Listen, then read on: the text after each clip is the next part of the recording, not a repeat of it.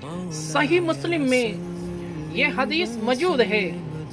रहमत आलम सल्लल्लाहु अलैहि वसल्लम आपने इरशाद फरमाया कि इंसान आखिरत के मुकाबले में दुनिया की जिंदगी की हैसियत इससे ज्यादा कुछ भी नहीं कि अगर तुम में से कोई इंसान समंदर में अपनी एक उंगली डाले और उसको बाहर निकाले और फिर देखे कि उस उंगली के साथ क्या निकलता है।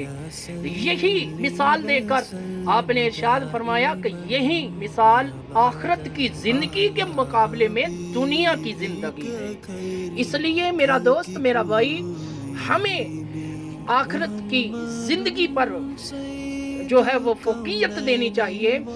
दुनिया के मुकाबले में आखिरत की जो मामलात हैं उसको तरजीह देनी चाहिए।